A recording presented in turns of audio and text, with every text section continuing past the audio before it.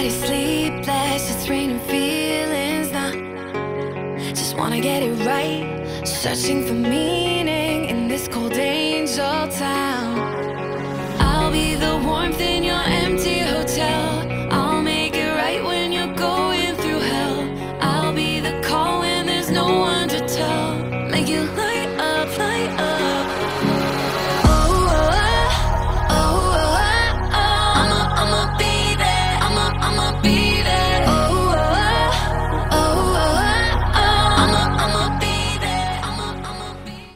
Ahoj, moje jméno je Daniel Krtek, živím se jako rybářský průvodce a v tomto videu bych vám chtěl ukázat vlastně metodu lovu sumců, kterou teď v létě nejčastěji praktikuju. Jedná se o hladinovou montáž, kdy šňůru vedu vzduchem přes řeku k námi zvolené překážce či bojce a připevním ji takzvaným trácím lascem. Tento styl lovu bych zhrnul do 3 základních bodů. První bod je ten, kde vlastně takhle chytám. Tímto způsobem chytám na malých řekách nebo přehradách, ale důležitá věc při tomhle chytání je ta, zjistit si, jestli je to dovolený vůči lodnímu provozu a rybářskému řádu. Tam, kde to dovolený není, tak používám klasickou bojku.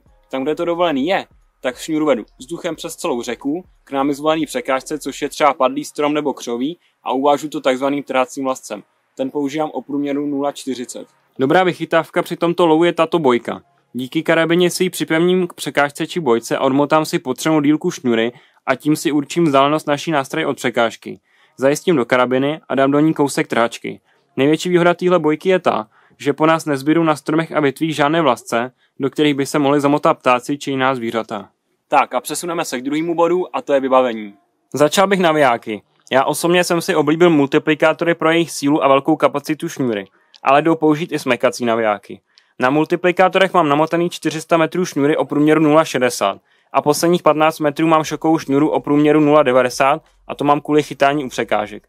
Co se týče prutů, tak na toto chytání jsou vhodné pruty o délce 280 cm. Na malé řeky stačí i kratší, ale platí zde pravidlo, že čím dále zavážíme, tím delší pruty potřebujeme, kvůli vypnutí šňůry nad hladinu. Tak a třetí bod, a za mě ten nejdůležitější, je nástraha. Vždycky, když přejdu na vodu, kterou třeba neznám, tak vezmu feeder a rybu, kterou chytám nejčastěji, tak potom nastražím.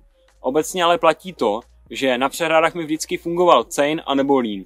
Na řekách to byl vždycky buď cein anebo tloušť. Každá voda je ale v tomhle dost specifická a každý si na to musí přijít sám. Tak, toto jsou ty nejdůležitější věci z chytání sumců z hladiny. Pokud se chceš dozvědět víc, tak mi napiš a domluvíme spolu chytačku. Já vám všem přeju hodně štěstí do konce sezóny, pouštějte velký ryby, hlavně dravce, a užijte si zbytek videa. Tell me the words I've forgotten, what we were fighting for. Staring right into the darkness, through an empty open door. Can't put back what's been broken, can't change the moment, we went too far. We're pulling apart for no reason, we're pulling a trigger in a useless war. And if we come back or go into the black, what are we fighting for? What are we fighting for? I was supposed to protect you, no matter what's to come. Somehow forgot when they told me we hurt the ones we love. Can't put back what's been broken, can't change the moment, we went too far. We're pulling apart for no reason, we're pulling a trigger in a useless war. If we come back and go into the black, what are we fighting for? What are we fighting for? Jo, trošku to tě nebylo. Just friendly fire.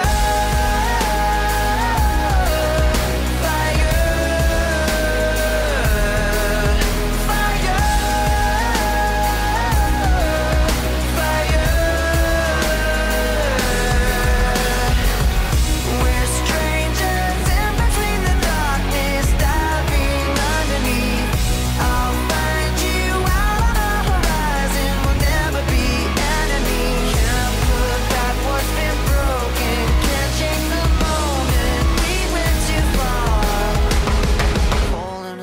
apart for no reason. We're pulling a trigger in a